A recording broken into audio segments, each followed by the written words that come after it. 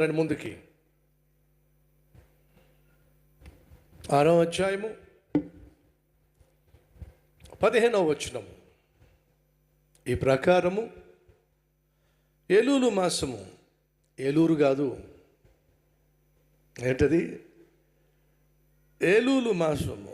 ఏలూలు అంటే సెప్టెంబర్ మాసము 25వ దినమందు, అనగా 52 దినములకు ప్రాకారమును కట్టుట సమాప్తమాయను.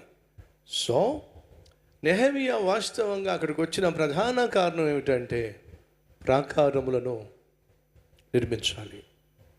ఆ పని పూర్తి చేశాడా చేయలేదా? పూర్తి చేశాడు.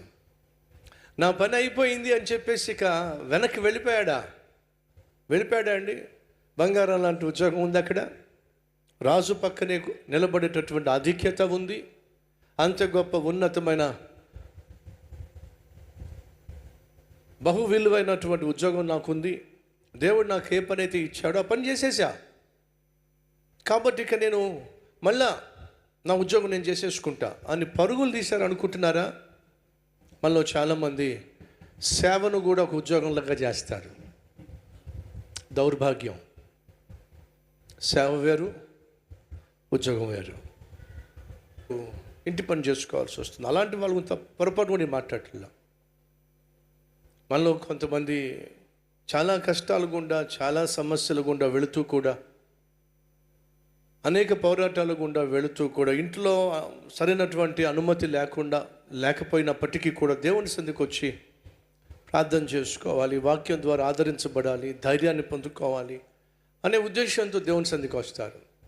ఇక టైం అయిన వెంటనే వెళ్ళిపోవాలి, పరిస్థితులను బట్టి వెళ్ళిపోవాలి. వారికి అది తప్పదు. వాళ్ళ గురించి నేను మాట్లాడట్లా, మిగతా వాళ్ళ గురించి మాట్లాడుతున్నా. మీలో కొంతమంది ప్రశాంతంగా కాసేపు ప్రార్థన చేసుకుంటారు. ప్రార్థన అయిపోయినా సరే, ఆరాధన అయిపోయినా సరే, ఉపవాస ప్రార్థన అయినా సరే కొంతమంది మోకరించి ప్రార్థన చేస్తూ ఉంటారు. మంచిది. ప్రార్థన అయిపోయిన తర్వాత, ఆరాధన అయిపోయిన తర్వాత పక్క వాళ్ళతో కాసేపు మాట్లాడడం, పరిచయం పెంచుకోవడం. ఆ పరిచయం పెంచుకోవడమే కాకుండా కాస్త ఒక సహవాసము, ఒక ఫెలోషిప్, మంచి చెడులు పంచుకోవడం. ఇది దేవుని ఇల్లు, మనం అందరం దేవుని యొక్క బిడ్డలం, అపరిచితులం కాదు. మనమందరం కూడా ఒకే తండ్రి బిడ్డలం. కాబట్టి హడావిడిగా ఎవరికి వాళ్ళు వచ్చేసి, హడావిడిగా ఎవరికి వాళ్ళు ప్రార్థన చేసుకొని, హడావిడిగా ఎవరికి వాళ్ళు గబగబా పారిపోయే ప్రయత్నం మన కల్వరి టెంపుల్లో ఉండడానికి వీల్లేదు. అందుకే నేను ఖచ్చితంగా ఒకరిద్దరు కాదు, 3 లేక 4 కలిసి ప్రార్థన చేయమంట.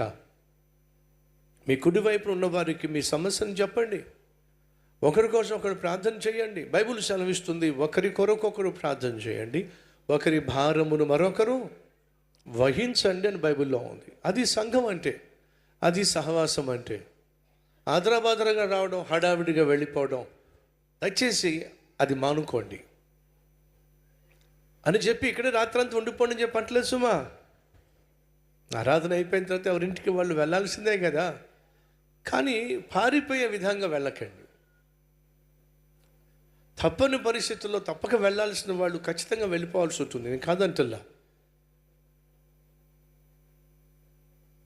దేవుని పట్ల, దేవుని సన్నిధి పట్ల మనకు మక్కువ ఉండాలి. ఎక్కువ సమయం దేవుని సన్నిధిలో గడపాలనేటువంటి మనస్సు ఉండాలి.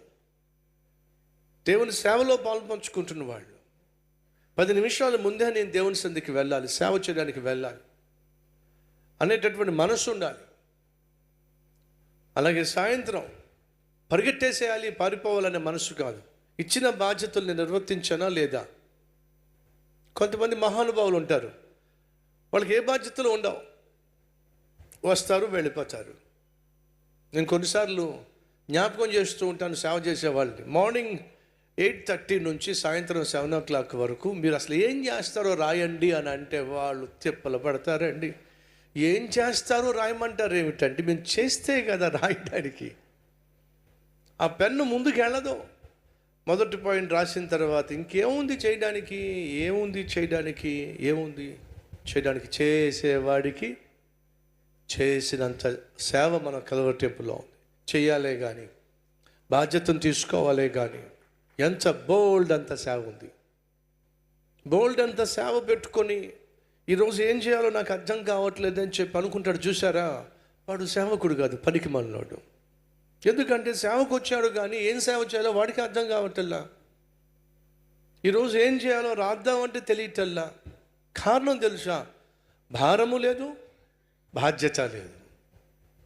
నెహెమ్యా అలాంటి వాడు కాదు. ఇచ్చిన అవకాశాన్ని అద్భుతంగా సద్వినియోగపరుచుకొని ఎన్ని రోజుల్లో కట్టాడో చెప్పండి. ఎన్ని ఆటంకాలో, ఎన్ని అభ్యంతరాలో, ఎన్ని అవాంతరాలో, ఎన్ని అపనిందలో, వీటన్నిటి మధ్య 52 రోజుల్లో అద్భుతంగా యెరూషలేము చుట్టూ ఉన్నటువంటి ఆ ప్రాకారములను నిర్మించాడు, గుమ్మములను నిలబెట్టాడు. పని అయిపోయిందని చెప్పి పరిగెట్టలా, పని అయిపోయిందని చెప్పి పారిపోలా. పూర్తిగా పని అయిపోయిన తర్వాత మొదట ఏం చేశాడు? ప్రాకారములను నిర్మించాడు. ఇంతటితో నా పని కాల